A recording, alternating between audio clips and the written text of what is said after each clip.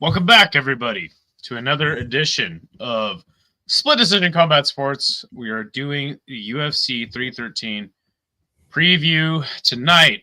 But before we get into the picks, we have a special guest on the program. It is UFC light heavyweight champion Alex Pereira. What's going on, Alex? How you doing? Chama. Chama. Você sigue algum dinheiro estou dando para o bolso precisar, money, take the money.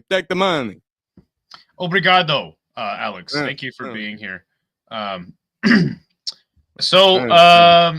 It's nice to see you. How are you feeling tonight, Alex? Más o menos. I do wrestling with DC, you know. Hey man, you gotta try the wrestling, dude. Oh, you're getting so much better. You're getting so much better at the takedown defense. Oh, the leg kick, baby. So that's how that went. Obrigado. Chama. Alex, you know, this fight has taken quite a while to be made. It is kind of late in the year even for this match with Ankalaev to happen. Why so late for the booking of this match? Espere o inicio de Marco para que Magomed ficasse desidrado, ficasse ao rival na nossa luta. Hey, Ankalaev, Ramadan, come to daddy. No Diddy. No Diddy, indeed. So you're saying Ramadan is... So you're basically saying it's the fault of Magomed Ankalaev for this fight being made so late. Bilal Muhammad. You want to be like Bilal Muhammad. I'm gonna stuff his takedowns. I'm not gonna be some pussy Leon Edwards. Come to daddy. Good to hear. Just like I did. Good old fisticuff. Brown, yeah. Oh no. Alex, there's been some accusations that maybe you have a shaman that you use like voodoo magic to win your fights. Care to comment on that? Tudo bem. Oh, face of paint. And the feathers. Yeah, the feathers. Ah! Oh no! Bubble, toil and trouble. My ancestors, Aboriginal people. Yeah, that's out the sun. You never been to the favelas, fucking punk. Chama. He hasn't. Yeah, Chama. So I guess you're confirming that you indeed do use voodoo magic to win your fights? Voodoo magic. You have a shaman. He prays over you, and then you win your fights. There's been some accusations of that. Shama. All right.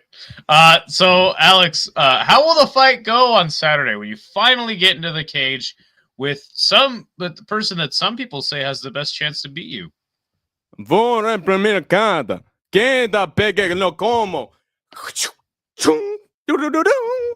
Como un Pokemon. Confiaca trust. Pikachu! I'm gonna catch him like a Pokeball. Shama. Awesome. All right, Alex. Well, thank you so much. You know, we got to get Hank the Tank back in here. So, really appreciate you being with. Obrigado.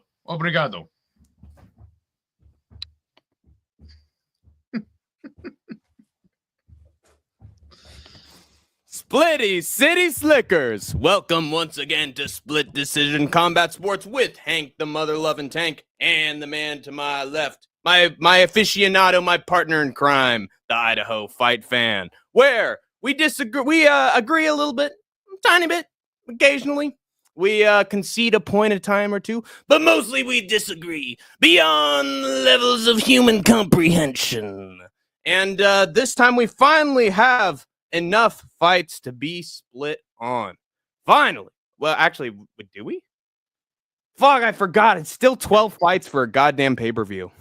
When are we going to get 13 fights? When are we going to get 14 fights for a pay-per-view, man? What happened? Well, the pandemic happened, so that changed quite a bit. But what is it, 48 events a year? So yeah, and how many of them keep all their fights? So yeah. It's just a fact of life, sport. you know. It's a fact of life. But it's going to be a very fun show. I got a lot of finishes on my predictions this time around. Before we get started, I just wanted to give a special shout out to the one and only Degenerate Dane. Put me up again for the weekend at his place in Las Vegas, Nevada. I had to drive down there for work. It was a long, grueling process to get down there, and then had to load up a bunch of product. And it took me 13 hours to get home. But while I was there for the weekend, had a really fun time with my buddy Dane. Got drunk, lost money, won some money. Classic. Watched some fights. So shout out to Degenerate Dane. He's the true homie. So yeah, just want to get that always out. down for the homies. Just spend it all, man. Blood, sweat, and tears, but mostly 100%. Money. Yeah, good stuff, man. Well, we have a lot to go through with UFC 314. A lot of analysis for those fights because they've actually been booked pretty well. This is it 313 or 314? It's 313. Okay, you said 314. Yeah. Oh, okay. Well, maybe I'm looking forward to. I was like, did I mess up? Maybe I'm looking forward to 314 more, and it was a bit of a Freudian slip there. But there's also a lot to cover regarding regional MMA for the weekend. And Hank the Tank, of course, has his locks and underdogs for the MMA weekend, starting with, I believe this is LFA 203. Only have a lock on Thursday. Yes, on a Thursday. So plenty of MMA throughout the week now. It starts on Thursday, which is yet another good reason why we did the preview and picks earlier. This time we got a man by the name of Josh Hokett taking on Ezekiel Latu. Hokett's just getting ground and pound knockout, battering his opponents. Did as you can see by the gloves, did pretty well in Bellator and transitioned to LFA after that. He's on a hot tear, whereas Ezekiel Latu, it says it all in the last name. He hasn't been doing so great. I think he's coming off a win, but a lot of it has just been draws, no contests, losses. Uneventful, to say the least, for heavyweight especially. And so I think Hockett's going to do what he does best, take him down, beat the absolute hell out of him, and get a round one knockout. So easy lock for LFA 203. And then... No underdog for that card? I had an underdog, but the fight got canceled last minute. And I was like, okay, can I find the other underdogs? And I'm looking through Tapology. Every single one is like an 88% or above. So... Shockingly, that was the one solid underdog for LFA, and it just blew up in smoke. But, oh well, it's c'est la vie. Hey, it's better for my record anyway. And then we have Cage Warriors 183. And we have seen this guy right here on the channel before, Giuseppe Mastrogiacomo, one of the most powerful and dominant Italian prospects, and that's like being the nicest guy in prison. But he is still pretty talented. A lot of people are a little disappointed that he's finding his finishes more late than they would like, but he still gets it done. Still very consistent on the feet. Whereas this guy, Aiden Lee, he needs miracle subs basically to win his fights. And if he doesn't find that miracle sub, he gets destroyed. And I feel like even if Mastrogiacomo isn't able to be the most powerful guy in the world, he will still find a way to knock out Aiden Lee because he is that bad. And then we have Orlando Wilson Prinz versus Giuseppe Ruggieri. Prinz is my... Hey, Giuseppe! Hey, my Pinocchio! My little human boy! But we have... no Diddy. We have Orlando... No Diddy for sure! Prinz. And he his last fight was actually against Harry Hardwick of the Hardwick brothers in a title fight. He lost it by, I believe it was third round knockout. And everybody's like, oh, now he loses to everybody because you look like a scrub in that fight. Harry Hardwick managed to make that brutal power puncher in Cage War. Wait, no, it wasn't Cage Wars. It was another promotion. I think it was Octagon. It was I think it was the San Diego card. And he went from that dominant Brazilian power puncher. It was LFA. He went from a dominant power puncher in LFA to getting his ass whooped by Harry Hardwick. which shows that Harry Hardwick actually has a lot of skill. He's a tough SOB. And so I say put some respect on Orlando Wilson Prince's name. And I think he's just good enough wrestler that he can take this guy Giuseppe down to the ground and just dominate him for 3 rounds. So I don't think he's that washed coming off of his one of his first losses on the major scene. And then what else do we have? Oh, yes, we have Octagon 68, Todev versus Fleury. And if you remember Fleury, he had a big light heavyweight title fight with an aged vet. And now he's fighting for a heavyweight title right out of the gate. So he's trying to be a double champion. So that should be a good time. But there's another name that we can consider. His name is Dennis Frimpong. And if you've been paying attention to MMA news, he's the guy who got subbed by Paddy Pimblett in a street fight because of a big beef that was started over one of Paddy's teammates over an octagon being bullied by Dennis Frimpong. A street fight, or what was it? A gym fight? It was a gym fight. It was like, fly over here, and then it's going to be no pads. Yeah, okay. We're going to have a I've seen that. fight. And then Frimpong, he was actually just doing all right on the feet against Paddy Pimblett. It was sort of even. And then Paddy took him down, got the sub. But I think Dennis Frimpong is a little bit underrated. And I think Robin Frank, he's the big German lightweight that they're trying to push in this division. But he hasn't dealt with a consistent enough striker in Dennis Frimpong, who seems to get the job done fairly handily against good opponents as of late, despite what his record shows. I think he's like 4-2 right now, but his wins are more than make up for his sort of even record. So give me Frimpong to win a decision. And then we have Mr. Alan Omer against Lucas Capera. Capera has been through the ringer. He's just been losing by knockout a whole bunch. And Alan Omer, meanwhile, is getting first-round finishes over and over and over again. It just feels like yin and yang here. Feels like, this is going to go the way that Octagon wants this fight to go. I think Omer's going to find the knockout relatively quickly. So simple as that. And then finally, we have KSW in Poland. Oh, yes. And then it is for some reason, the interim middleweight championship between Piotr Kuberski in the main event against this guy, Tomasz Romanowski, who is on I believe it's like a 3-fight losing streak. And somehow he has been given an interim middleweight title fight here against Kuberski, who, despite looking really skinny and just sort of like a twig in his profile picture, he packs a punch. And I don't know what he could be on that could give him this kind of power. But I feel like Kuberski, he's dealt with way better opponents than Tomas. It should have been literally anyone else but Tomas here in this title fight. And he's going to make it look exactly how everybody thinks it's going to look. And finally, we have Mr. Yet another Kopera, Bartłomiej Kopera against Simon Karolsik. I'm going with Karolsik by round 2 sub. I think Karolsik is actually a pretty solid wrestler for KSW. He actually gets it done through his grappling, maybe unlocking some of that Phil DeFree energy. And meanwhile, Kopera, he's aight. They consider him a good prospect. Oh, he might end up on Contender Series someday. But I called my last underdog last week. Oh, this guy's a Contender Series prospect. Oh, I'm feeding him this guy who's actually consistently good in every fight he's in. And what do you know? He got fraud checked. And I think it's going to happen yet again. Kopera is going to be looking to keep it on the feet. And then Karolsik is going to introduce wrestling he hasn't seen because he's been pampered a little bit in KSW. And I think he's going to find that sub real quick. So that's it. That's it for Hank the Tank's Locks and Underdogs.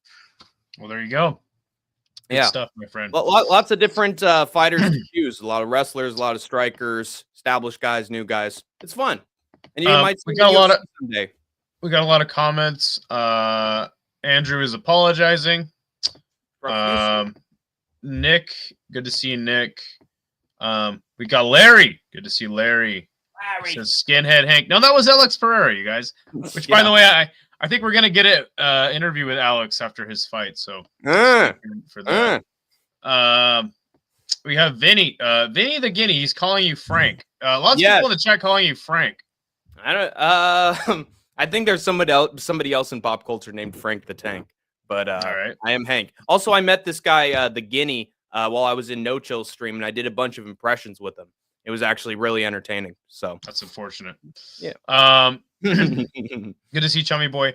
I heard somebody lost money in Vegas. What happens in Vegas stays in Vegas, Chummy Boy. But yeah, Viva Las Vegas. I did lose some money, like $300. So What's new, man? What's new? yeah, what's new? I think I got video poker figured out though. That's true. You could be the next Chris Moneymaker. Yeah. Gustafer asks, "Is this an MMA channel?" You came to the right place, my friend. So yes, we cover regional MMA. On top of we're not split decision UFC. We're split decision combat sports, and that's what all the other MMA channels should be changing their name to. The UFC guru, UFC experts, because we know what they're covering. Facts. Fistful of Leather in the chat, faithful listener of the program. Hey.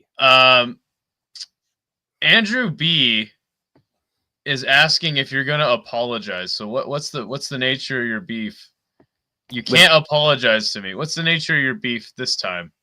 I think whenever I'm in No Chill's streams or in someone else's streams, their degenerate energy sort of spreads to me a little bit. And I go on for hours in there, and there are times I forget what I even said. So I match their energy too much. That's all I'll say. All right. Fair enough. Thank you all for joining. I'll talk with Andy afterwards. All right. Well, hey, Andrew, you don't have to apologize every stream. It's getting old. That's true, to say the least. Anyway, let's get into this thing, man. Let's get into the UFC 313 picks. We have Chris Gutierrez versus John Castaneda at bantamweight. Chris Gutierrez, which, by the way, I actually met Chris Gutierrez. Wow. I met him in Denver at 168. That's right. And I was like, "Hey, are you Gabriel Benitez?" Oh my God. And he's like, "No." Like, all right, sorry. I'm sure he'll get subbed by Jim Miller at some point in his career. He is 21-5-2. He is 3-2 in his last 5. He's 33 out of Denver, Colorado. Castaneda, on the other hand, is 21-7. So similar experience, actually same exact amount of fights. On the pro scene. I think that's why they put it together. He is 3-2 in his last 5. Fighting out of Minneapolis, Minnesota, he is 33 as well. So pretty similar age, similar record. So I would say Gutierrez, kind of one-dimensional, really good kicks, decent kickboxing. Castaneda seems a little more well-rounded in this matchup here. Let's see, Chris Gutierrez coming off a win against Kwang Lee, and then Daniel Marcos was Castaneda's last loss. I'm going to lean Chris Gutierrez in this one. I don't think he'll finish Castaneda. I do think that there is a chance Castaneda could maybe get this fight to the ground. I think that's his best chance to win. But I think that Chris Gutierrez will be able to defensively wrestle enough. There won't be much of a factor. But I'll give Castaneda a round. I'll say 29-28, unanimous decision win for Chris Gutierrez with the kicks and the kickboxing style that he's known for. I think that's a very wise decision. I'm going with Chris Gutierrez as well by decision. Battle of the handsome Hispanics here, as El Guapo Chris Gutierrez takes on the sexy Mexi John Castaneda on a week's notice. Only danger here for Gutierrez is that Castaneda was more ready for a fight going into this than he was. But on the flip side, this means that John has to make weight twice in 2 weeks, which seems pretty draining. So I think that balances it out. Gutierrez has made it competitive with and beat opponents better than Castaneda. His fight with Song Yadong came down to the 5th round, with Gutierrez getting the better of Song in the stand-up. And he also beat Alatengeli and Kwang Lang. This man's coming for all of Eastern Asian MMA. So you better pray this dude doesn't show up in Road FC. Here he's dealing with a fellow Latino, which will make it harder for Chris. He's sort of like a Latino Drew Dober, if you will.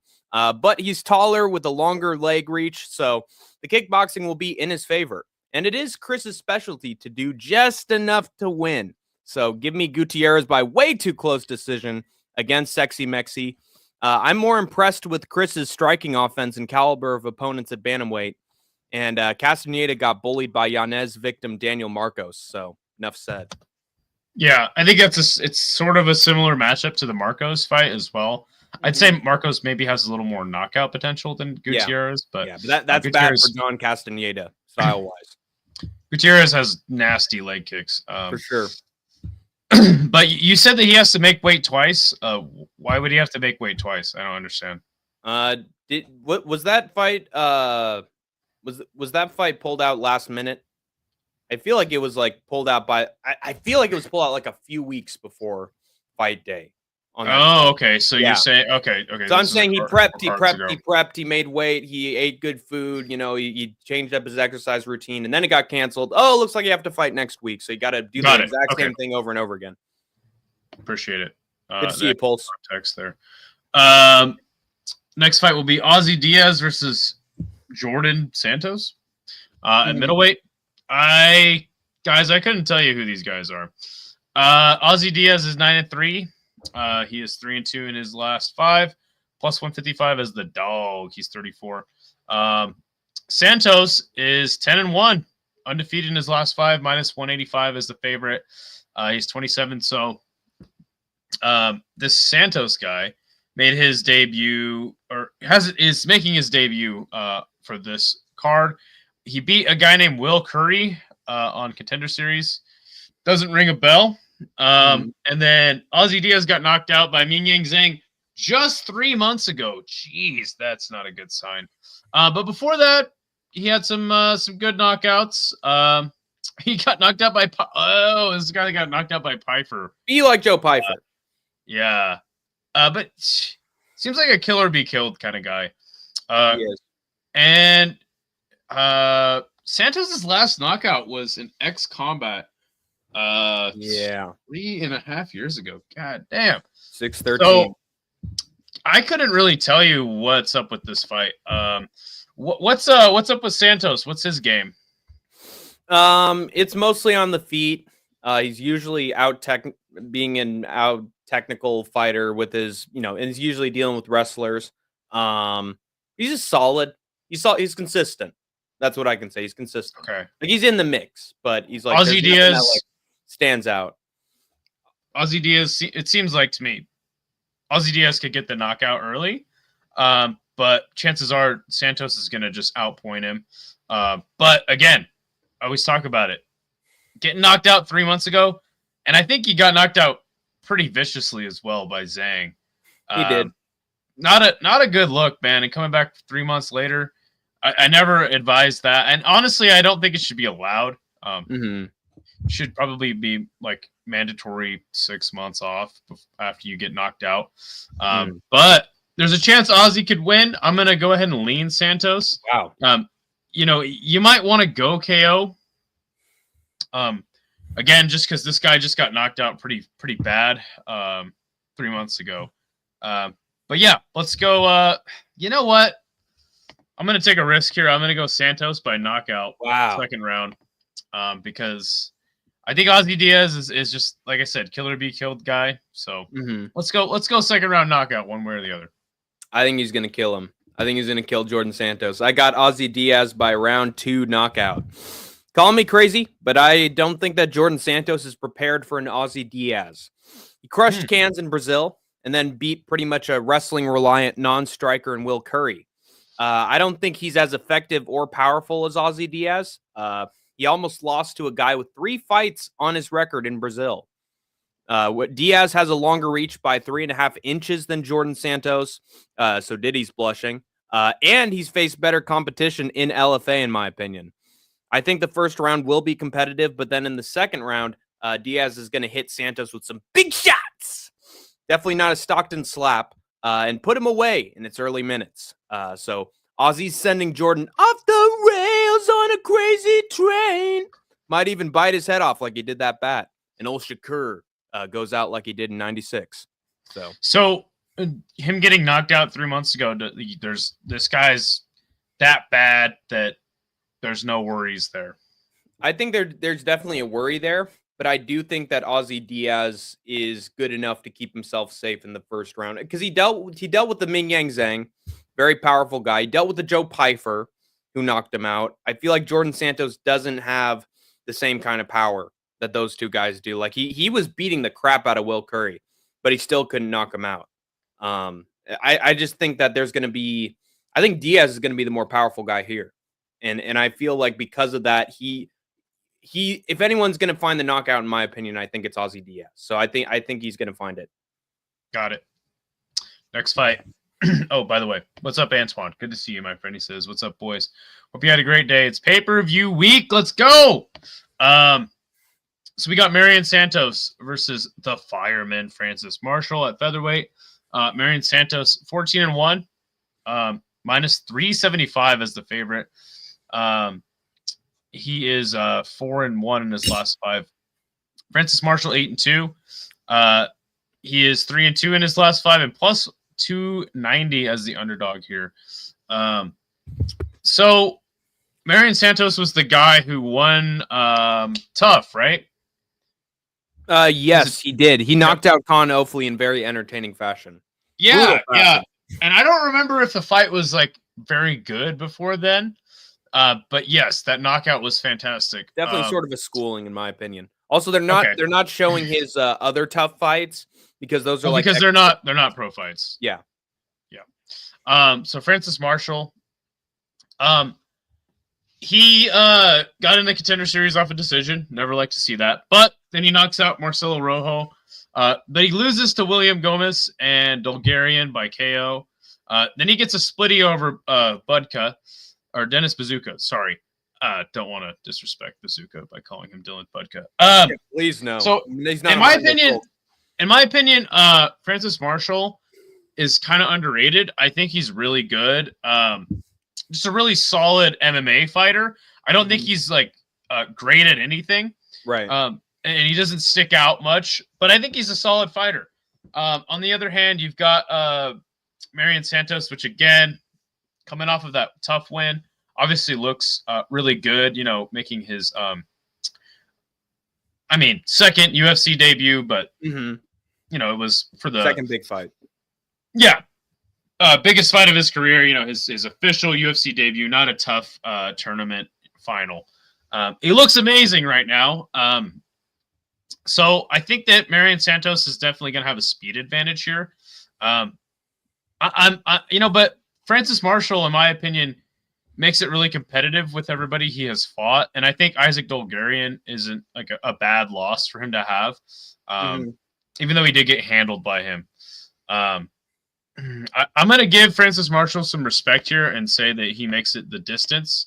And I think it'll be a little closer than people are thinking. I think Francis Marshall has potential to win and maybe look good in a loss. But I think that this Marion Santos guy, I'm just going to give him the momentum edge, I guess. And that's pretty much all I got. Yeah, I'm thinking the same. I'm going with Marion Santos by decision. I've seen a few predictors pick Francis Marshall to win here, and they are on crack. Francis Marshall almost lost to Dennis Bazooka. As long as Marion Santos isn't Dennis Bazooka, he should be able to get this one done. On the feet, Myron is excellent, outstriking every single contestant in his way on Ultimate Fighter, and stuffing the takedowns of all the wrestlers he dealt with while he was at it. I don't think Marshall's better on the feet than Myron Santos, and if he shoots takedowns or pressures, his attempts are getting neutralized, and then have fun on the feet against this guy. Marshall gets outstruck for the unanimous decision win. He's tough and has a chin on him, but I don't think that'll be enough here. Santos is too quick, too technical, and too powerful to boot. Even though this Fire Marshall wants to be a legend in the UFC like Stipe, Myron Santos has legend in his name. He is legend, and he will survive the apocalypse if it means winning this fight. So Myron Santos by unanimous decision. I don't think Marshall gets to beat him. Antoine says the legend is a good nickname. I don't know. I think the Fireman is also alliteration. Fireman Francis Marshall.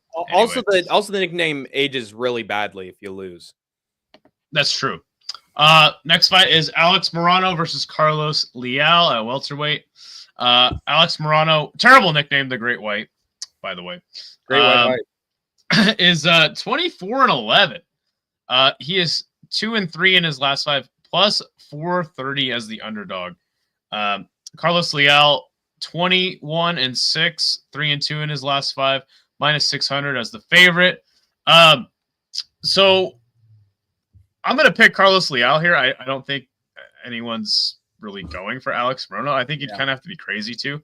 And I'll just kind of quickly mention why. Like losing a decision 4 months ago to Renat Fakhretdinov, I think that fight was somewhat competitive from what I remember. Yeah, a lot of people thought he won, including me. And he got some knockouts in LFA. He got a knockout in LFA, knockout in UAE Warriors. Lost by split decision to Sada Bousi, who I would rate very highly inside of the PFL, and knocking out Delano Taylor. And it's obviously a year and a half ago. So, but I think that and didn't Carlos Leal, didn't like his brother die or something like that? Is this the guy? Let me check that. I could be wrong. But anyway, regardless, I think that Carlos Leal, I don't think he's going to be like champ or anything like that, but certainly the better fighter here. Alex Morono, this is mostly me. I think that Carlos Leal and UAE Warriors and LFA getting knockouts in those promotions is a good thing. Like they're not like the worst promotions, and impressing in those promotions is important. Coming to the UFC, getting out wrestled by Renat Fakhretdinov, no biggie. You know what I'm saying? Losing, I think that PFL loss to Sada Bousi was obviously in the tournament, and I think Sada Bousi was a previous winner of the tournament, or am I remembering that wrong? Did he win? Regardless, he was at least a finalist. So regardless, Alex Morono at this point, man, I have picked him to win, and he's done me good a few times. But listen, Alex Morono he puts up a fight for about 3 to 4 minutes, and he's always scrappy. All right, I'm not going to sit here and say like he doesn't try. Puts up a fight. A slow motion fight. He gets gassed after a round. I don't think he has a hope here, but guy's got a chin. He's tough as nails. He might take a beating, but Carlos Leal, I don't have a lot of faith in him, so I'm not going to pick him by finish, but I'm pretty sure he handily wins this fight. No problem. Give me Carlos Leal by decision, mostly just because I think at this stage in the game, Alex Morono is pretty much washed. Yeah, I think he's washed too. But I am going with Leal by decision. Idaho and I, our brains are linking once again. Carlos Leal beat Renat Fakhretdinov. Full stop. That decision in Renat's favor in their fight made me hate the Middle East's presence in MMA more than I already did. And as we know, it was the origin of the angry Hank emoji. Fuck that whole card. I should have stayed in bed through that whole thing instead of waking up early for it. Anyway, justice for Leal will be served here against Alex Morono, who lost to Nico Price and D-Rod. Need I say more? I guess I will. There was a time the MMA community thought Alex Morono was pretty underrated, given his good performance against now highly ranked welterweight contender Joaquin Buckley. But all that good faith went down the toilet when Nico Price, of all people, beat him. And he hasn't looked all that good since. Like beat him bad, too. Like really badly beat him. I blame the new gloves. Anyway, in fact, I would be willing to say that he's washed despite the fact that he's only 34 years old. Carlos Leal only lost to Sada Bousi in the PFL, and he's Sada Bousi. It's hard to win a fight when you see the Bousi. And in their second fight, it was by split. He then went on a tear in both UAE Warriors and the LFA. I only had one fight in each promotion. But yeah, still he did pretty well before getting his chance in the UFC, where he should have won clearly but didn't. Hopefully he takes out all his aggression on Alex Morono and sends the bum packing from the UFC for good with a third loss. A loss to Nico Price these days is unacceptable. Leal will out-volume Morono and hit him with big shots that win him rounds like D-Rod, again, for the fairly unanimous decision win. At least it better fucking be. We're not in the Middle East and the opponent isn't a Dagestani. The judges have no excuses this time. The great white hype, shark, is going to look like a fish out of water in there against a lion in the Sahara Desert. And the predator's tearing his prey apart once he's made a career corpse out of it. So, give me Carlos Leal. Yeah, and I picked Morono to beat Nico Price and D-Rod, so never again. Yep. Are fighters from the Caucasus Mountains Middle Eastern? I don't think they are. I think they're Eastern. I think they're European, Eastern European. They are European, but there is the one faith that binds them. So you're just roping them in with Middle East. Hey, one of the judges seemed strangely out of place. That's all I'll say. To be fair, what is his name, dude? Volkan educated me, and he said that whole region used to be a part of the Ottoman Empire. So, if anything, they're more Ottoman. Oh yeah, Volkan Ardic. Yeah, shout out to him. So, but I don't know if they're Middle Eastern, but I do understand what you're saying. Yeah. Our next fight will be the Hulk, Bruno Ferreira. Is that his nickname? Yes. Versus Armen Petrosyan, brother of Giorgio Petrosyan, who is one of the best kickboxers of all time. Bruno Ferreira is 12-2. He's 3-2 in his last 5 plus 135 as the underdog. He's 32 at a Curitiba. Petrosyan is 8-4. He is 2-3 in his last 5 fighting. He is minus 165 as the favorite here, fighting out of Armenia. So Bruno Ferreira lost to Abus by sub 4 months ago. For that, he's knocking fools out. Got knocked out himself by Ruzaboyev and knocked out Robocop. Petrosyan, on the other hand, lost to Sharamagomedov, double spinning back fist, pretty awesome knockout Highlight there. of his career. Got subbed by Vieira, beat CDL and AJ Dobson. Wowee. And lost to Kyle Braulio. So I guess I can kind of see why he's no, I don't understand why he's the favorite, honestly.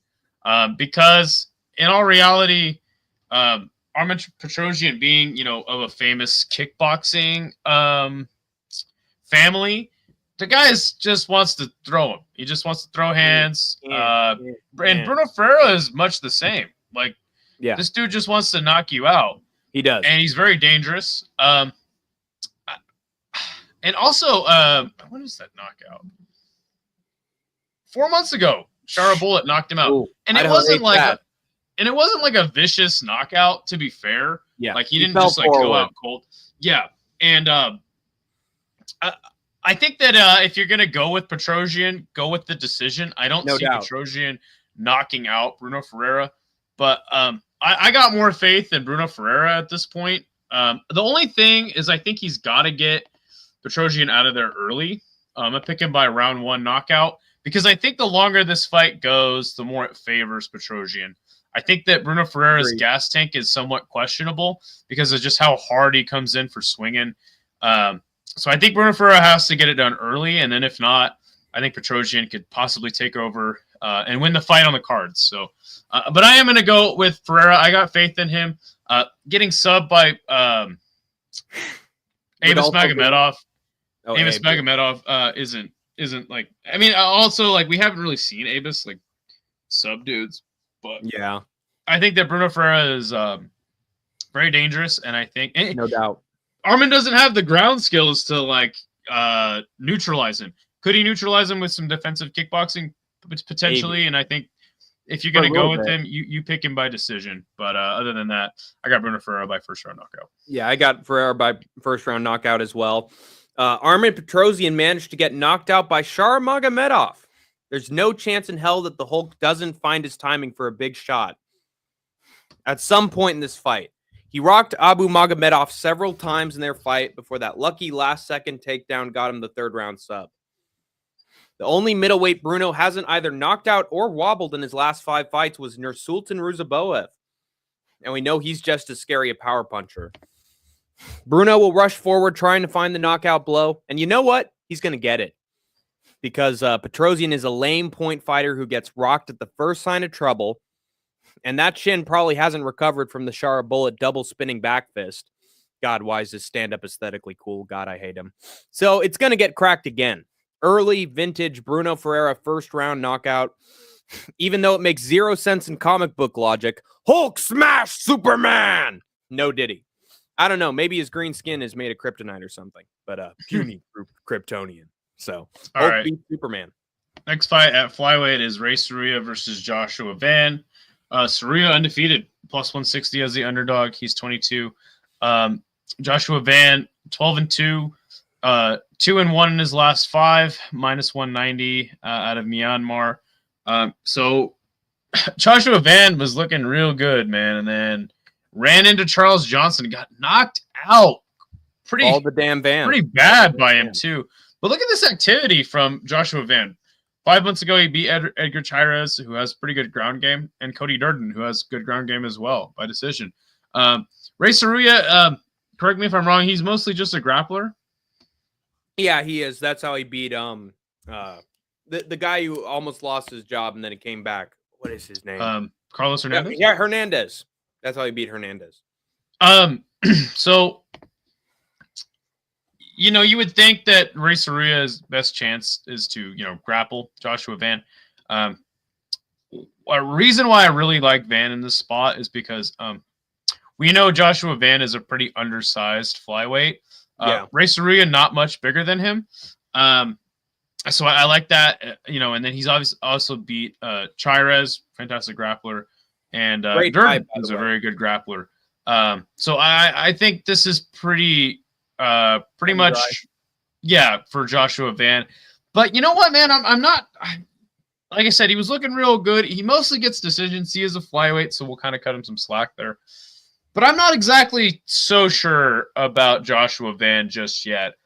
So, there is some potential risk taking him in a fight like this. Ray Saruya, obviously undefeated. Guy knows how to win. Hasn't really fought the best of competition. I think this is his time to get his first loss. Maybe be a learning experience. But I also just think there's potential that, Van is just that much better than him, and Ray Saruya just both really young guys and kind of undeveloped. But I'm just keeping my eye on this one because I think Joshua Van's got to impress here. I'm going to pick him by decision. That's how he's mostly been winning all his fights. But, again, he needs to impress. He got caught by CJ. So, he's got to start impressing. And regardless, though, even if he doesn't get a finish here, just watching him fight is fun. He has really good stand-up game. So, yeah, give me Joshua Van decision. Yeah, it's going to be a flashy scrap either way. I'm going with Joshua Van by decision as well. The Van's going to be in full gear here. Ray Saruya has good wrestling, but that's about it. While Joshua Van is a flashy, volume-heavy striker who's small enough with low enough hips, that he should have good takedown defense here. And on the feet, there's no competition. Van is getting the better of the exchanges. And Saruya is just going to have to take it. No diddy. Because he's inexperienced and unremarkable on the feet, in my opinion. I know Van got taken down at one point by Edgar Chairez, but that was just 1 point. And it was after both men were just swinging with reckless abandon. Here, Van will be way more technical and cautious. And it should result in him stuffing most of Saruya's takedowns and battering him on the feet for 3 rounds. To earn what should be a unanimous decision win, I have faith in the fun flyweight prospect from Myanmar. The fearless Van is running over the Suzuki Samurai. Trust! Hello, DJ 18. How's it going, DJ? Myanmar, also known as Burma, by the way. Yeah. In case anyone Burmese. cares. Yellow fever. Yellow fever, baby. Let's go. Hopefully I'll make it to Japan in December. Curtis Blades versus Rizvan Kuniev. Kuniev. This is a heavyweight. Curtis Blades, 18-5. He is 3-2 in his last 5, minus 330 as the favorite. 34 years old. Kuniev is 13-2-1. He is 1-0-1 in his last 5. What is this? Did this get overturned? Some steroid abuse? Oh, yeah. He was non-natty for that one. Okay, got it. He is out of Dagestan, Hank's favorite place in the world. When are you going to Dagestan? When Anakin MMA invites me. All right, bet you're gonna go to Makachkala, train with Khabib and the boys. Yeah, I'm gonna do some jacuzzi, and then I'm gonna do some grappling with the Anakin MMA and be like, "Oh, oui, I surrender, mon ami. No more." What a weird fight. Such a weird fight. I was like, strange matchup here. Is this the UFC 5 matchup? Right, yeah. You got Kuniev, who got a sick knockout. I do remember this knockout on Contender Series, making his UFC debut against fucking Curtis Blades, It's who crazy. just lost to Tom Aspinall, the best heavyweight in the world. Like, I know. And only lost to Pavlovich before that. Like, Vacate, John. Vacate. like, what a slap in the face To the fans. to On top of everything else. I mean, the fans don't give a shit, right? Right. Like, they want to fight, but I mean the hardcore fans who like respect the rankings and how people get rise to the top. Yeah, and you know, in the same vein, respect Curtis Blades. You know what I'm saying? He just had a title fight, and now he's fighting a young contender for his spot. I get cut for his UFC debut. Like, what the fuck? Dude, I don't even know what to say. Now, the bad part about this, first of all, very disrespectful to from the UFC to even book this fight. But I will say that Curtis Blades is a slow starter. He does get caught early. He got caught early by Lewis. Well, no, he didn't get caught early by Lewis, but you know, Tom's caught him early. But Tom has like the shortest average fight time of I think any fighter on the roster. He holds the record. And Francis caught. I mean, it's like I'm just like, what the fuck is happening? And that's reflective in the odds, right? You have Curtis Blades as a -330 favorite, plus 250 for Kuniev. I mean, in those it says moderate, but those are heavy. Those are heavy odds. Make no mistake. In the UFC.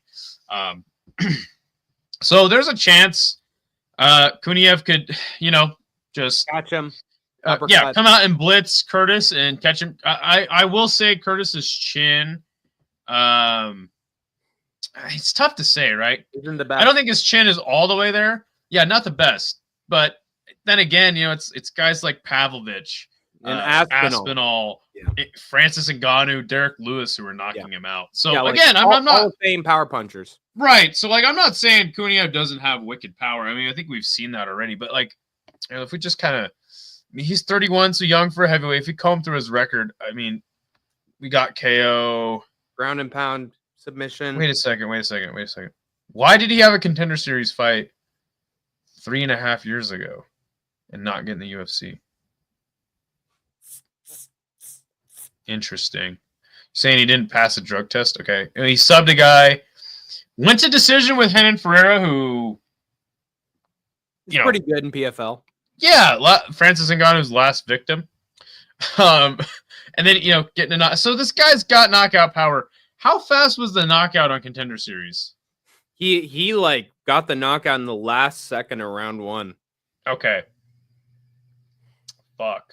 Well, dude, I don't even fucking know, dude. This is weird matchmaking. I'm not gonna pick Kuniev. I have faith in Curtis Blades. Fuck. Do you go Curtis Blades by decision? Dude, you know what, man? Again, Kuniev could catch this guy. You could catch him. He could get it done. In my opinion, I think that I predict you'll see Curtis Blades show the UFC that this guy's not on his level. I think he'll take him down, he'll ground and pound him. We'll get some classic Curtis Blades elbows in the second round for a TKO for Curtis Blades in a complete mismatch in a fight that shouldn't have never been booked. But hey, I'm not, dude. Honestly, I would be really sad if Curtis Blades got knocked out in like 30 seconds, dude. I'm gonna give some faith in Curtis Razor Blades though, and I'm gonna say he gets a second round TKO. And you're speaking my language because I have Blades by round 2 knockout. I just can't see Curtis Blades getting knocked out by what will likely be an out-of-shape heavyweight with a shorter reach, slower speed on the feet, and who has been taken down on more than one occasion. I just can't see it.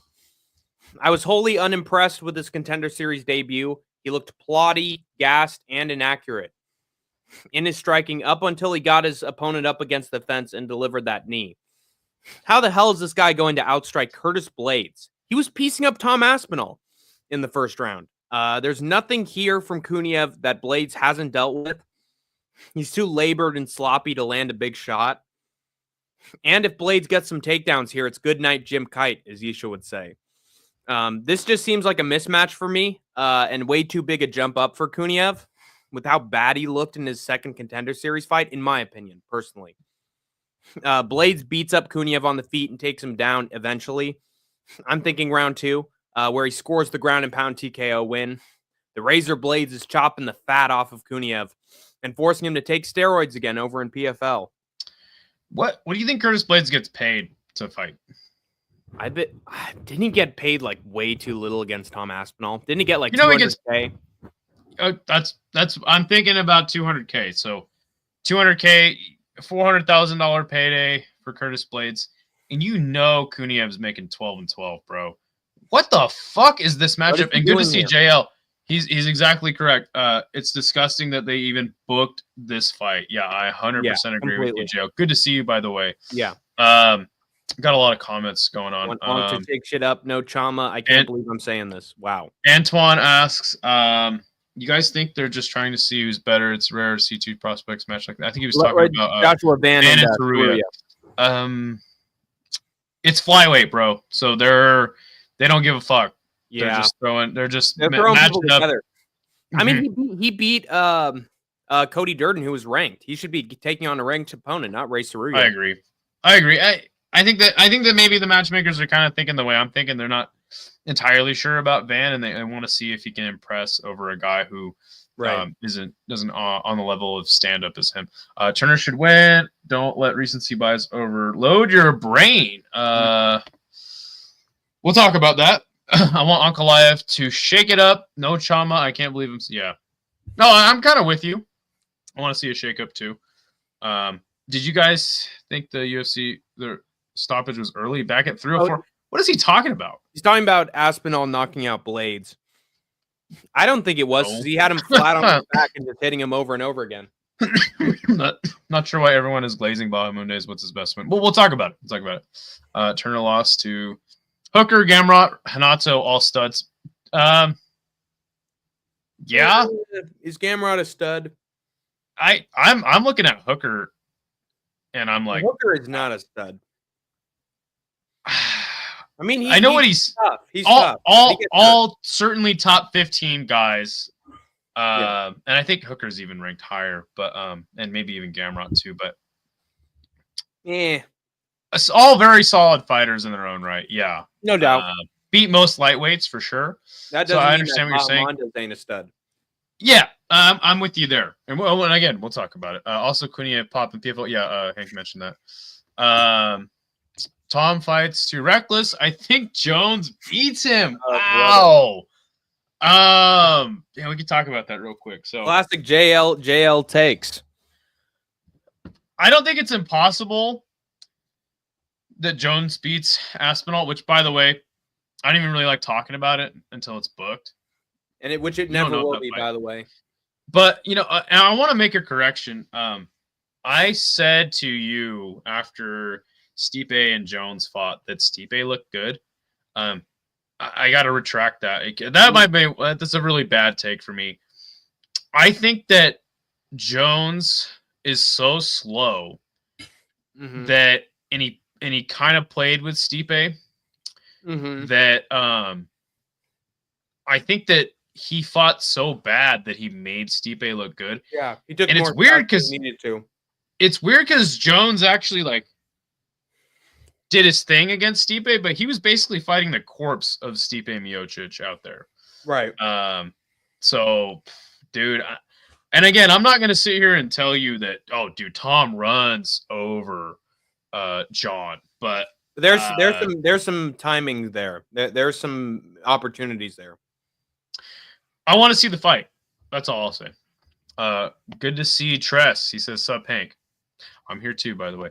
I can see Curtis getting 300,000. I don't think he gets paid that much, dude. Yeah, no way. I don't think he does. Oh, by the way, hello, Trace. 172 pay-per-view is $6 right now for Thailand for early bird if you have the VPN. Dude, Chubby Boy, I'll send you the money, dude. Don't even worry about it. One charges people. Yeah, dude, that card, I'm gonna buy it. I'm not even gonna steal it. I'm gonna buy that card. For me, it's Just if Tom can't KO John in the first minute, what happens? Like, who has more experience, John, in those high-level fights, Tom? Yeah, understandable. How is Tom in rounds 2, 3 onwards? Nobody knows. That's why we need to see the fight, man. Yeah. Anyway, I don't let's think get it's into Michelle Pereira. Anyway. Let's get into the next fight. Dana said it's in his top 3 fights of all time. Yeah, of course he did. How do you feel about that? Dana White is a notorious liar. He lies constantly. He's the greatest anyway. ever. We have King Bobby Green versus Mauricio Hoofy, which, by the way, Goofy. Last time Hoofy fight, I thought it was on that card, right? That card with yeah. I remember Dana's like, or no, it was Rogan. This guy looks exactly like Conor McGregor. The way he moves and then that was what really made me understand why everybody hates Tom Brady. Because every NFL broadcast you watch, they have to mention Tom Brady at some point, and it's the same thing with Conor. Mahomes is reaching Brady levels. They gotta mention Conor like every big fight card, dude. Anyway, Brady beat Mahomes in the Super Bowl. Yeah. Thank you. All right, so Bobby Green, King Green. I don't want to disrespect it, but your name's Bobby. Your mama named you Bobby. I'm gonna call you Bobby. Yeah. He is 32-16-1. Damn, he has a crazy record. He is 3-2 in his last 5, plus 420 as the underdog. He's 38. Hoofy is plus 590. 11-1. He's 5-0 in his last 5, minus 590 as a favorite. Got to be the biggest favorite on the card, right? No doubt.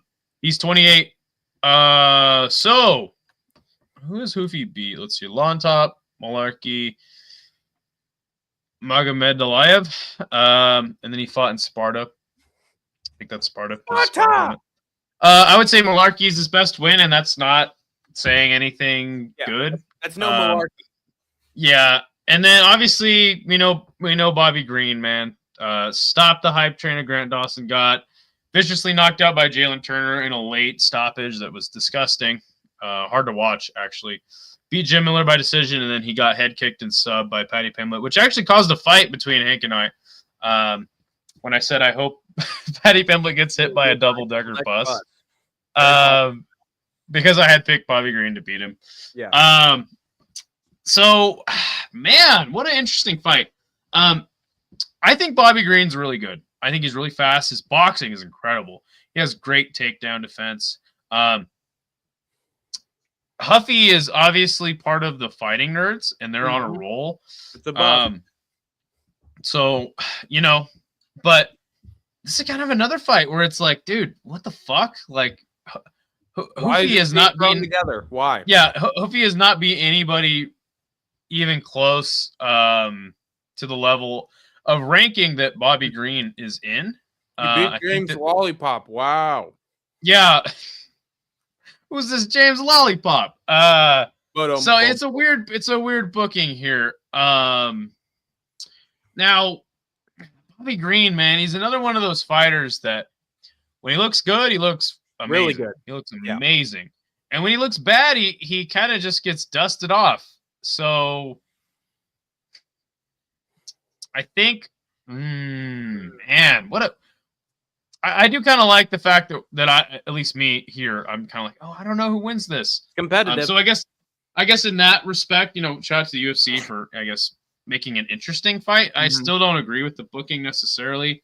Man, I don't know. I don't really know which way to lean on this one. I think I'm going to lean Roofy, but I think I'm away for Hank to break the fight down before I make a final decision.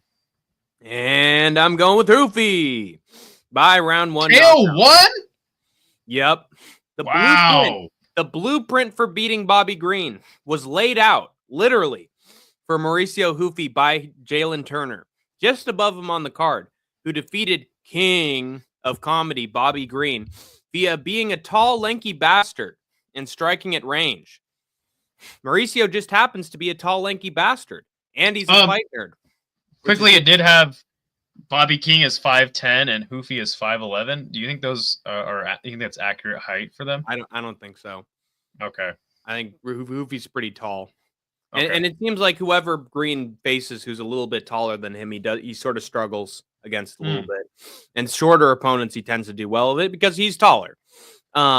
Uses his reach very well, I think, as well. But also Hoofy's got a pretty long reach as well. I really wasn't impressed with his performance against James Lontop, but Bobby Green is the perfect recovery matchup. And the UFC knows this. They're wearing fight nerd glasses during their booking meetings. They don't want any of them to lose. So even the sucky ones. So they're giving Hoofy a great stylistic matchup here. Bobby's 38. He hates long, rangy fighters. This should be a snap for Hoofy. Literally, he's going to snap Green's brainstem after he hits him with a weird-ass combination that puts him out. And then Kerry Hatley will make sure that King Green goes out on his shield like a warrior and waits an extra couple minutes before stepping in. I hope not. And it'll take the cleanup crew hours to scrape. Dude, honestly, like off the mat fully. Jalen Turner getting knocked out by, Bobby Green getting knocked out by Jalen Turner was like one of the last knockouts I can remember where it was like, dude, this is hard to watch. Like, I screamed at my television. Yeah, damn it, Bobby. One shot KO in round one. Wow. No Izzy. Andrew A. or Blonde Ricky Simone says he'll smoke crack before he bets against a fighting nerd. Wow. Females excluded, so no Bruno Brazil. Man, round one knockout. Holy shit, dude. I just feel like the physical style isn't going to be good for him. I'm gonna go safe and go Hoofy by decision. But I like your line of thinking. I think this one's competitive though. Yeah. Let me see the odds one more time here. Yeah, look at that. Look at them odds, dude. Are you sure you wouldn't want to throw just a little bit like in a degenerate parlay? You put $5 and you slap Bobby if you're Green betting him by decision makes sense for sure. Okay. I just think it's the most likely outcome. Got it. Like it. Nice guy. Never met him. Let's see. JL says. Hold on. Sorry. About the fighting nerds. No hate. I don't think Roofy is a title contender. Well, dude, it's way too early to. But also, it's lightweight. So, anyway, it looked like after round one he gasses out bad. I thought Roofy was like in his mid-30s. If Bobby Green loses, is it the beginning of his downfall? Yeah, especially if he gets knocked out. I think the UFC really likes Bobby Green. Yeah. So sort of like a Kevin Holland, they'll keep him around. Yep. I think they'll keep him around, 100%. What's going to happen when these fighting nerds end up fighting grapplers? Some of them are grapplers, and they already have fought.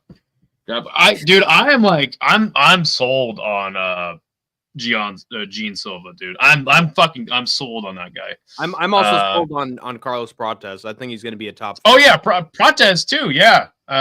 I'm more sold on Silva than anyone else. Yeah, me too. He's going to be a featherweight champ, in my opinion. That fucking guy is awesome, dude. That guy could sell me ice in Alaska. But he'll sell you a knockout of a hillbilly instead. Chris, by the way, I don't think I mentioned Chris in the chat. Roofy, all KOs besides Lontop, who has a chin. Really? Well, oh, yeah, on the regional. Okay, and he does have one loss. Interesting. All right, man. Let's get to the next fight. It's gonna be Amanda Lemos versus Yasmin Lucindo at strawweight. Lemos is 14-4-1, 3-2 in her last 5. This is a pick'em. Basically, you got Amanda as plus 110. She's 37. Lucindo is 17-5, 4-1 her last 5, minus 130 as the fave. She is 23 years old. So Lucindo beating Marina Rodriguez by split. Interesting. Kovalevich, which by the way, she's another one of those fighters. It's like past it, but still she can get some wins. So good win. Viana subbed her, and Brogan Walker, who I'm pretty sure is not in the UFC, had a fantastic fight with Jauregui. And looking over on Amanda Lemos, choked out Michelle Watterson, knocked out Marina Rodriguez. Future Hall of Famer Michelle Watterson by that video. Went the distance with Zhang. beat Dern and lost by sub to No Chill MMA. to No Chill MMA, Virna Jandarova. Obviously, again, we're talking about strawweight. We got a look at this age difference. It's a I can't do math. 14-year age difference. But Amanda Lemos is kind of ageless in my opinion, right? Like she's 37, but damn, dude, she's still fast. She's got hands. She's got grappling. And meanwhile, taking on an opponent who's super, super young. Very young, but also I think has very good wins on a 4-fight win streak. Taking out some old vets already. What's her last fight again? I just read it off. Reno Rodriguez went to split. Man. It's an interesting good wins. Some good wins. Obviously you want to take the younger fighter here, but it is women's MMA. So I think what I'm going to do, I'm going to pick Lemos by decision. But I'm not really sure here. I don't think Lucindo has like a lot of power to like knock Lemos out. Yeah. And I don't think I think Lemos definitely has a better ground game. So I'm going to pick the old vet to win a split decision here and beat the young prospect. But again, I'm really not sure here. And my splitty city is going the other way. I'm going with Yasmin Lucindo by decision. Amanda Lemos is a one-fight pony.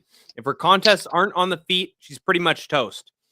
And unfortunately for her, Jasmine, but someone mistyped the J, Lucindo, has that in her back pocket on top of her dangerous strike game. And if No Chill MMA can submit Lemon, then I know that Yasmin Lucindo can get her down and dominate. No Diddy. But yes, No Chill. Maybe, just maybe, yes, No Chill. Lemos nearly lost to Mackenzie Dern, too. And she has zero submission ability in her arsenal. Yasmin can get takedowns in the key moments, find her footing on the feet. Did you just say Mackenzie Dern has no submission ability? I'm saying that she wins a lot of her fights by getting the takedowns and grappling.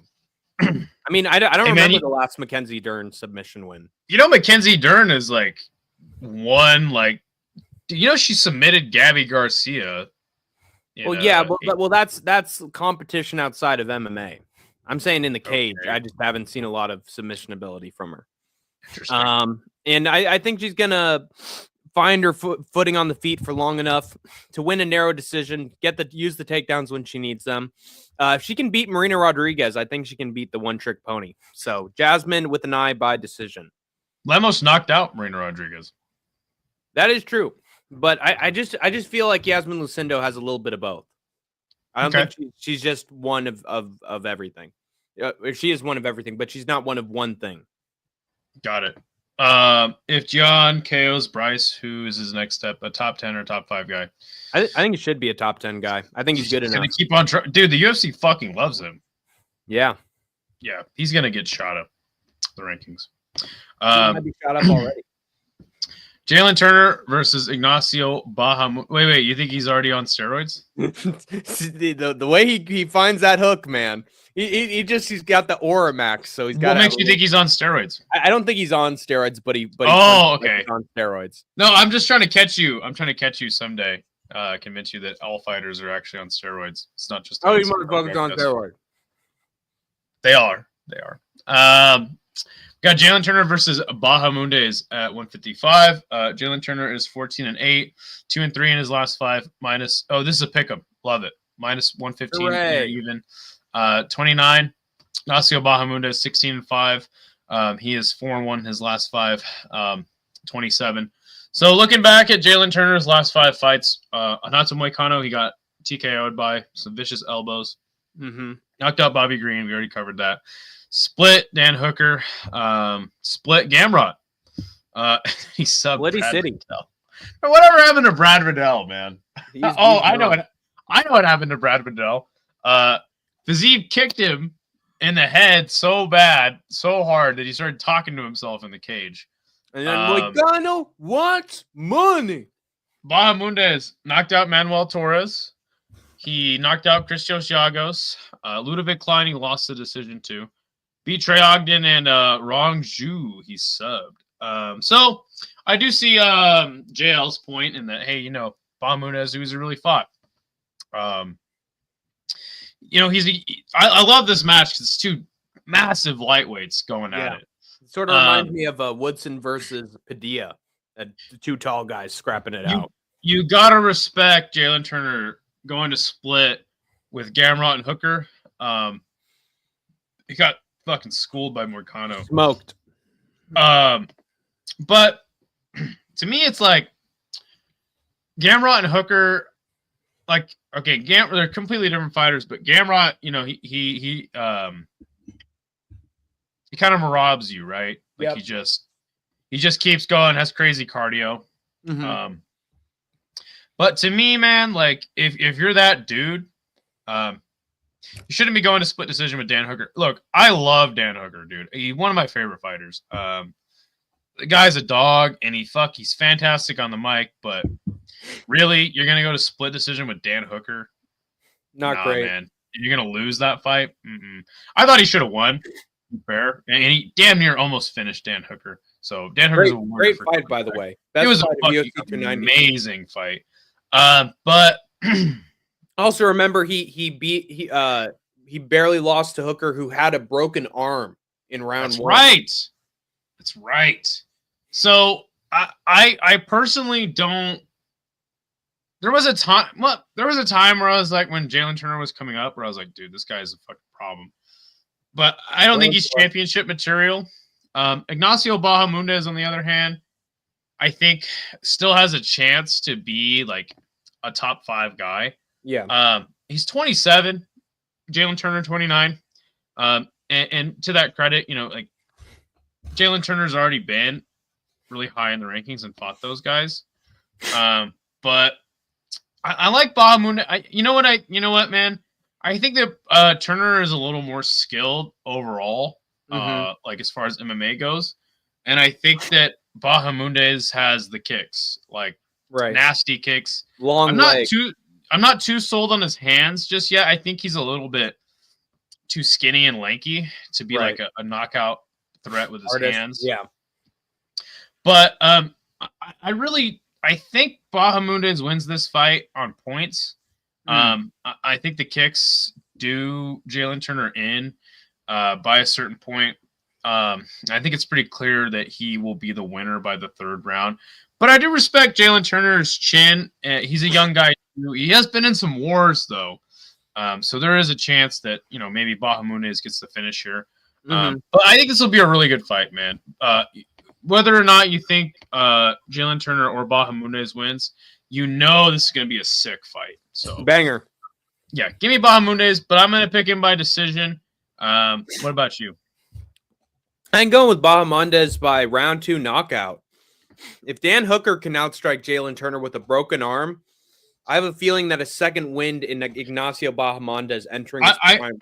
I do want to mention, though, and sorry to cut you off, but I do want to mention that I think Jalen Turner, like, he had an adrenaline dump after he almost finished Dan. And I think that's why the fight looked the way it did in the later rounds. He tends to have a lot of confidence early, and then that confidence slowly starts to dissipate as the fight goes on, usually. But I feel like Bahamundes is in his prime and that he can finish Jalen Turner. Turner's finally dealing with someone his own size, with excellent timing to boot, and who can even lock up submissions if he wants to. Turner has met his match. A mirror image of himself, but younger and more precise. Definitely better fight IQ, and I don't think he can handle it. They're going to trade back and forth, but Bahamundes will connect with better counters and combinations against the fence. I was really impressed by his performance against Manuel Torres. He dominated him.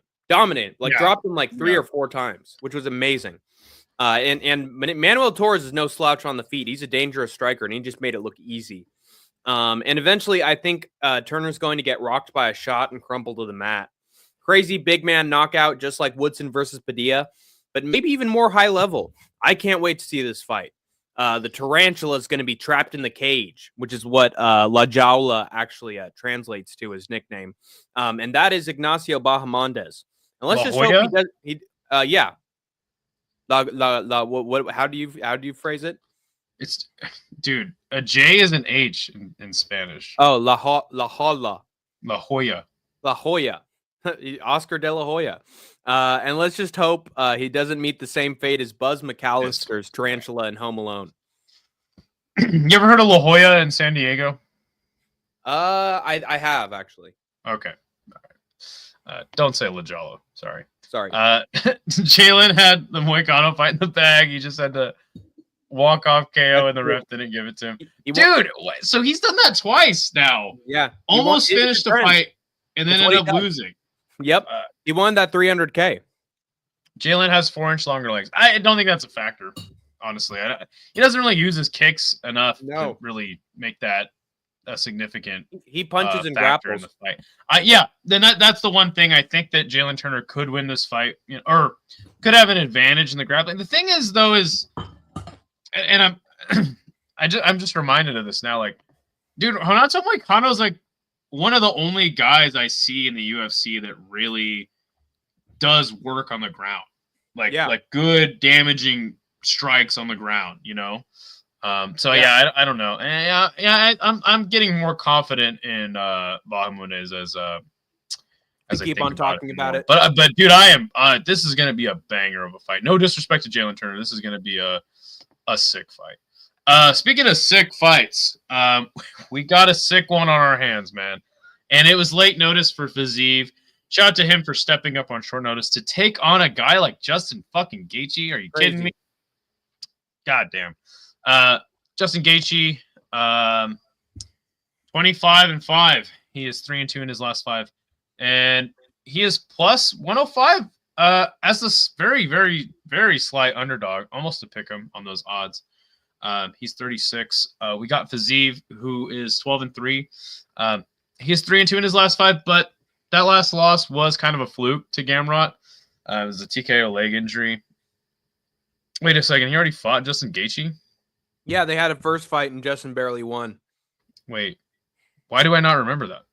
It was on the Leon Edwards Usman 2 card. It went to a decision and Gaethje still backflipped off the cage. Why is that? I'm going to have to go back and watch that. Wow. Oh, that's going to be a treat for you. I was like blanking out of my memory. Wow. Holy shit. Okay. So Gaethje already won a decision. God, I feel like a stupid motherfucker now. Okay, so break down that fight for me, please. So it was, man, Fiziev's looking really good. He's starting to get hit. He got hit in the eye, and he's like, "Oh Jesus, that cut's bad." On Fiziev, he can only see out of one eye. Justin Gaethje's beating him up a little bit, getting the combinations together. And then he's like scores a takedown, a Justin Gaethje takedown in round 3. You're like, oh my God. And then it's like, why do I not remember this fucking fight? Majority decision. Oh God, you might want to check for dementia. But he won by majority decision. Some people thought that Fiziev won the fight. So it was a close one. And that's why there's a little anticipation going into this. I think at this point, I had picked. I used to think that the lightweight division was aging out, and I still believe that. Mm-hmm. Hooker, Poirier, Gaethje, Chandler, like these guys. You got this young crop of lightweights like Saruki and Gamrot, Fiziev, and I think I was like, dude, Fiziev, he's a younger guy, he's a fresher guy, he's gonna beat Gaethje. And for a moment, I think it had looked like that. And then, yes, I think I'm starting to remember like Justin had taken over the fight. Or at least he had pressured Fiziev more. And I think that's what kind of made me go, okay, Justin's got this. But I don't know, man. It's weird that those guys that I mentioned that were aging out in the lightweight division are still here. They're still holding on. They're still holding on firm to their spots. This is a tough fight to predict because obviously their fight went to a majority decision, which is a weird decision already. But we're talking about a Justin Gaethje who got knocked out by Max Holloway, and actually totally schooled by Max Holloway. Leading up to it, yeah. Yeah, and then we got a Fiziev, and again coming in on short notice, fucked his leg up, broke his leg against Gamrot, and we haven't seen him since. So yeah, what a strange booking, in the fact that this was already a decision, and now we got a Gaethje basically at the end of his career. Can't imagine he's got 5 fights left in him. In the tank, no. Yeah. So I think you would want to lean Fiziev for that reason alone. And also he hasn't been in the cage. What's it been? 2 years? Almost 2 years. Okay. And then obviously it's almost been a year for Justin as well. And by the way, that knockout was fucking brutal that he suffered. He face planted. He landed on the top of his head initially. Yeah, that's true, dude. Oh my god. So that's kind of a visual that makes you go, okay, I'm gonna pick Fiziev. But you know what, man? I'm kind of a mind that if you beat a guy once You can in do a it rubber again. match, yeah, you do it again. The only difference is like the age factor, and it's really not that high. And I don't know, man. I'm gonna lean Justin again. But you know what? I'm gonna have to go back and watch that last fight.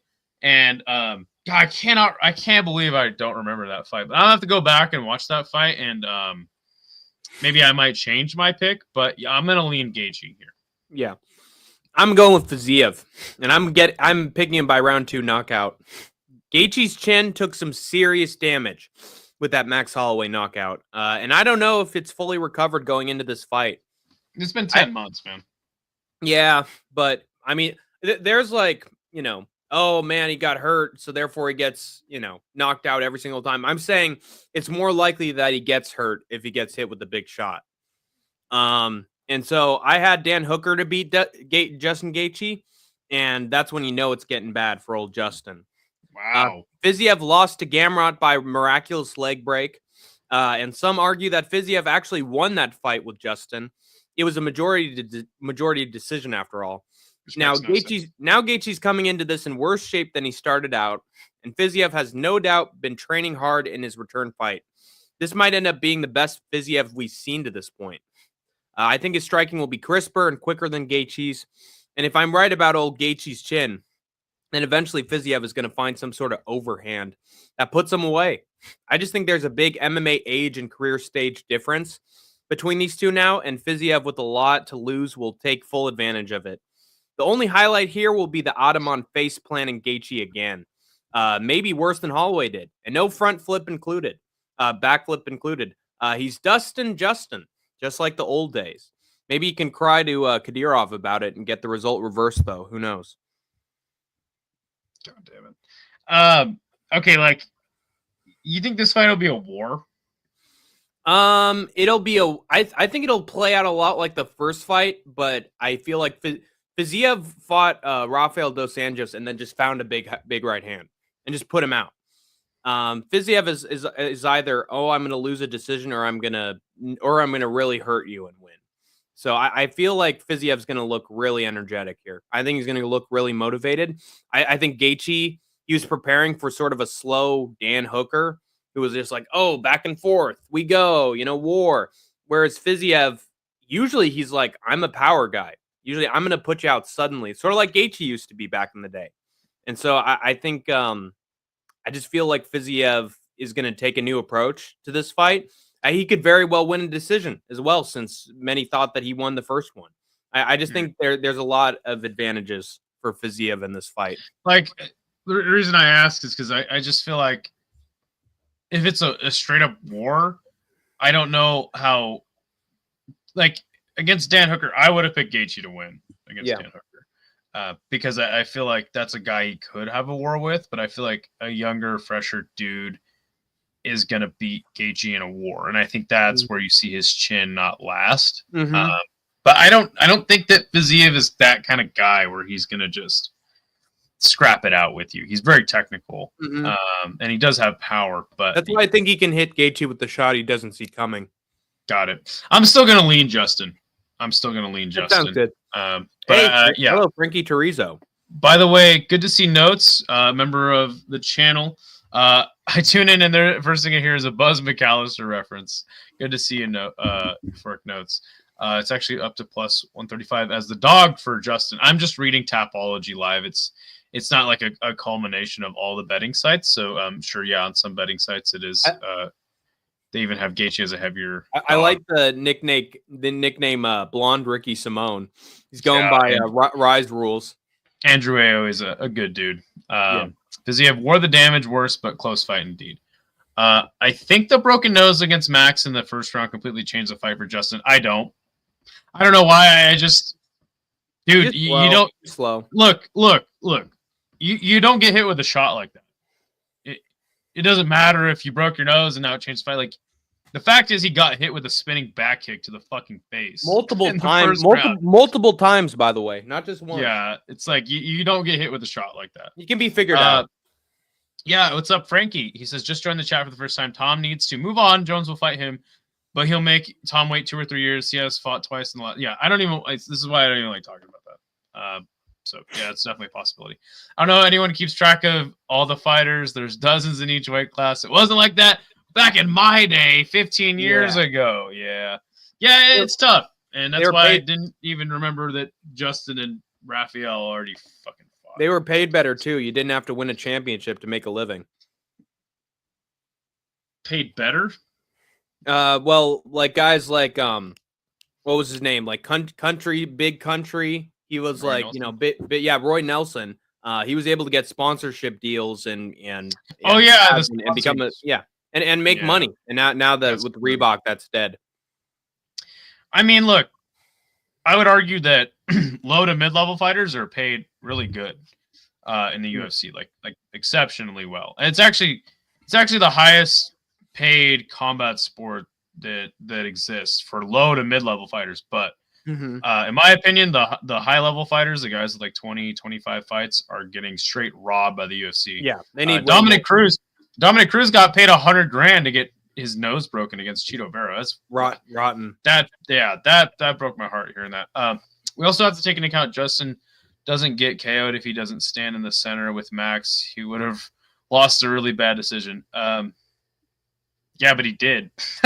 He did, and he did get knocked out badly. Paid dearly for it. Got stumbled. Do you think Justin shores up his defense? I don't know. That's a thing though, man. Is that he already has. Yeah, that's true. And he did against Max, but didn't stop him. Max is just so precise and.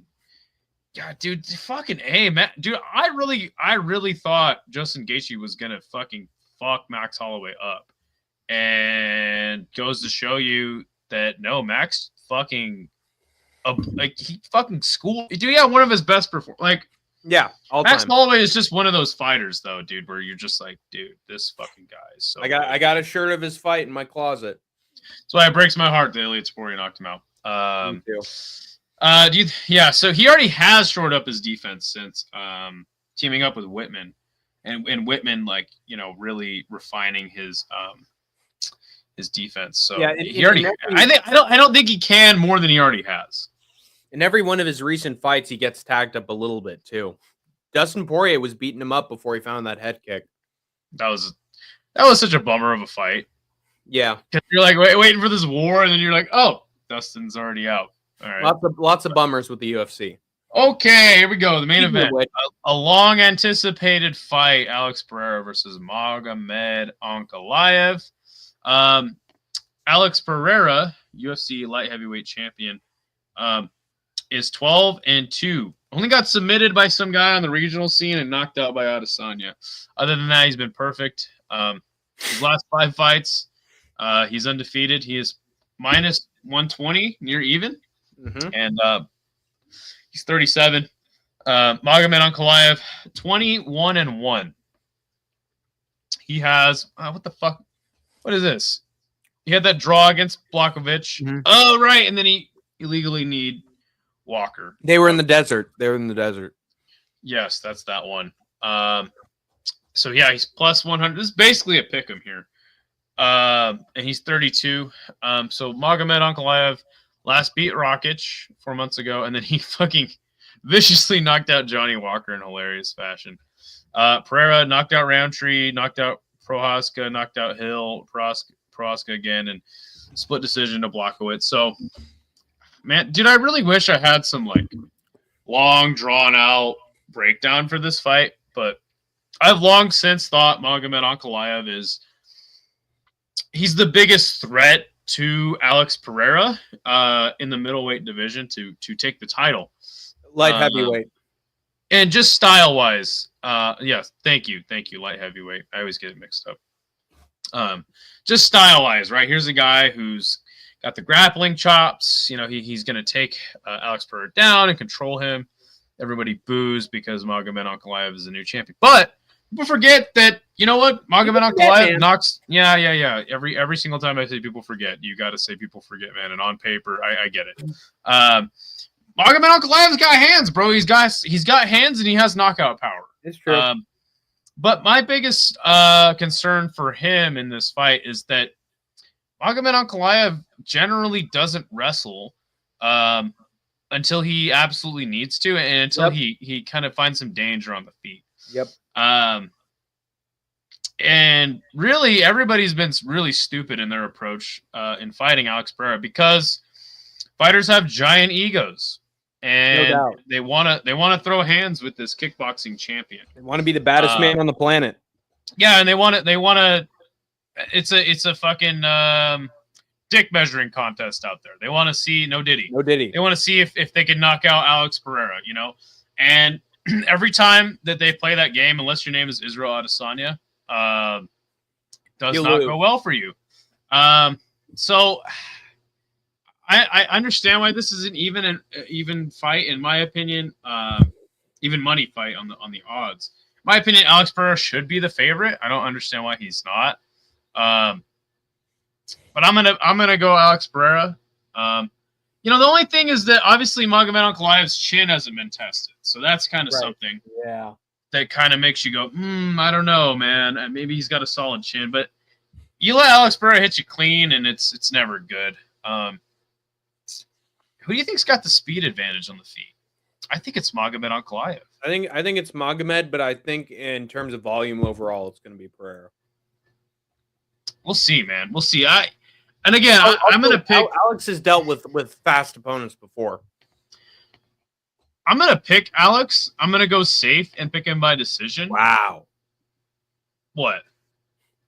Just 5-round decision for Alex. It's like you hear that in your brain. You're like, something's wrong here. I'm just going safe. Tapology picks, man. Yeah. Picking Alex Pereira to win. I don't know how he's going to do it. I'm going to pick him by decision. I mean, look, he's already had 5-round decision wins before. So, not the craziest thing. I mean, he beat Blachowicz by decision on a 4-fight knockout streak. That was 3 rounds. Oh, okay. Got it.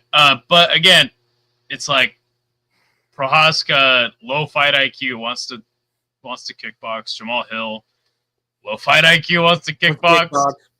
And then Roundtree actually went 4 rounds with him, right? Mm-hmm. Yeah, before he succumbed to Alex Pereira's left brutal hand. Body shots as well. So yeah, man, I think I don't know, man. I think Magomed Ankalaev could win, but I'm just gonna ride with Alex Pereira here.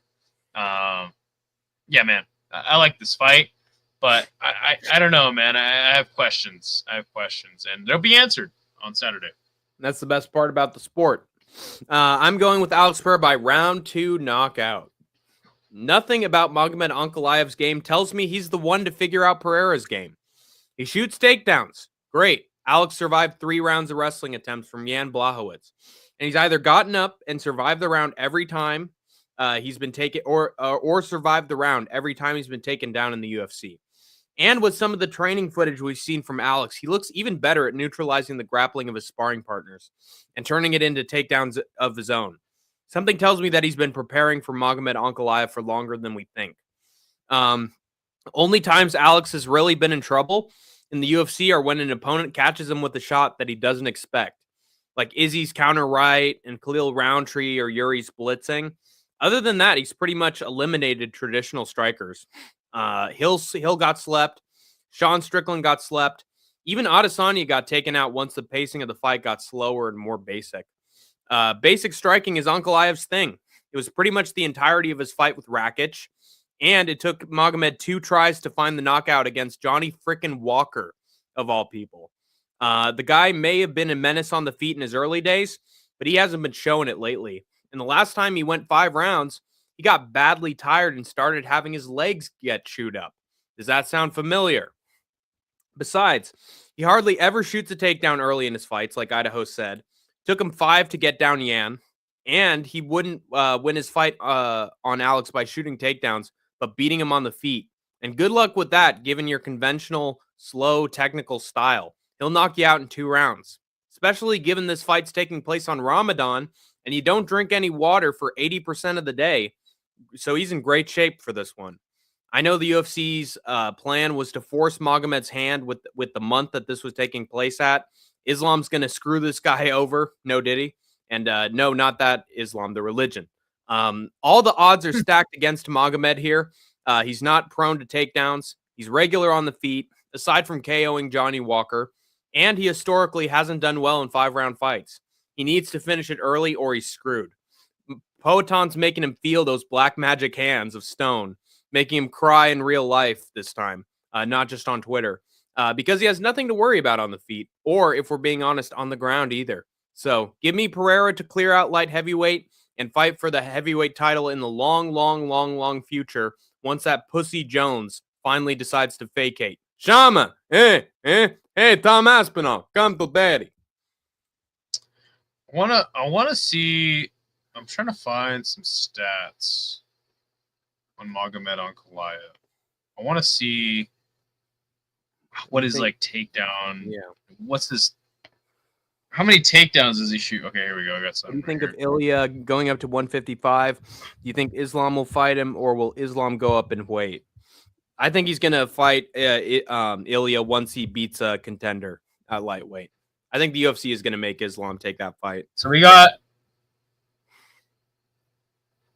got his fights are 80% on the feet, 20% on the ground. He spends 5% of his overall time spent in a fight on the ground. Yikes. He is 50% on his takedowns, 15 minutes. Mostly targets the head. He has not successfully completed a transition on the ground in the UFC. Wow. That's bad. That's interesting. And who were, the closest I think Alex Pereira ever came to getting subbed was Jan Blachowicz getting his back. Well, he did get subbed in the regional scene. I'm saying in the UFC. Okay. Wait a second. He's good for a takedown per 2 rounds. Wow. And this is the guy who's going to wrestle fuck Alex Pereira.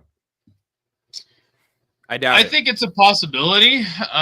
But yeah, I'm going with Alex over the distance. But yeah, man, it still is an interesting fight to me. I still like the fight. It's the rightful fight.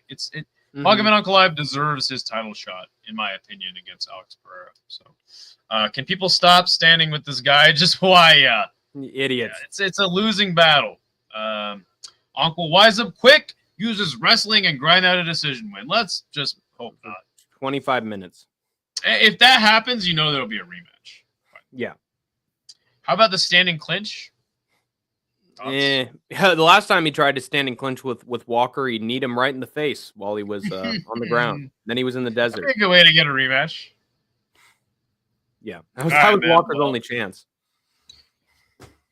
Hour and 40 minutes, man. Same time as Trump's address to the nation tonight. Yeah, and with 99% more content of substance. I agree. Good shit, man. All right. Well, Hank, what's your schedule looking like for the week, man? You doing any more streams? I'm gonna be doing Hank's Think Tank at some point, probably on Friday.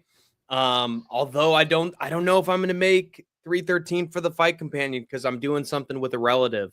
We're celebrating something. So I could probably cover 313. all right, sounds good. And then I might do a tank tonight where it's very open format and play video games, talk about MMA, do all sorts of stuff. So if you're in for a blast for about an hour or two, go and stop by Tank tonight and tomorrow. All right, cool. Musical says he's been lurking. Hey, glad to have you here, my friend.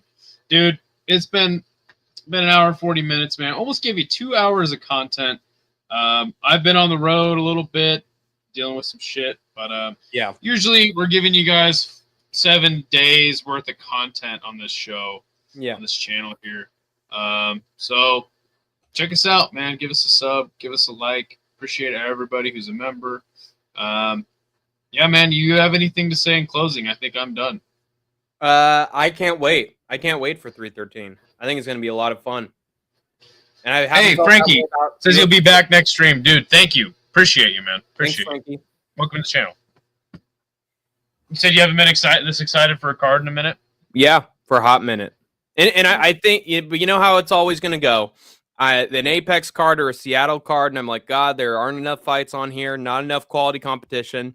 Then it ends up being a quality card. Oh, I can't wait for this pay-per-view with all these stacked fights. It shits the bed. So that's so true. And usually it's like the prelims are fantastic, and then we're going, oh shit, I'm calling up Big Red, and I'm going, dude, are you watching this card? And we're like, dude, this is amazing. And then the main event, the main card sucks ass. So yeah, man, I'm looking forward to it too, though, man. I'm just glad we get fights. So all right, guys, Hank, lead us out. You have escaped the concrete jungle for now. Magomed Ankalaev. Let's fight for charity. How about it? $20,000 on the result, Shama, hey, Nina. Get your box out of my face. I want to do some grappling with you. I didn't want that kind of grappling. Put your titties away, Nina. Put your titties away. Shama. Ah!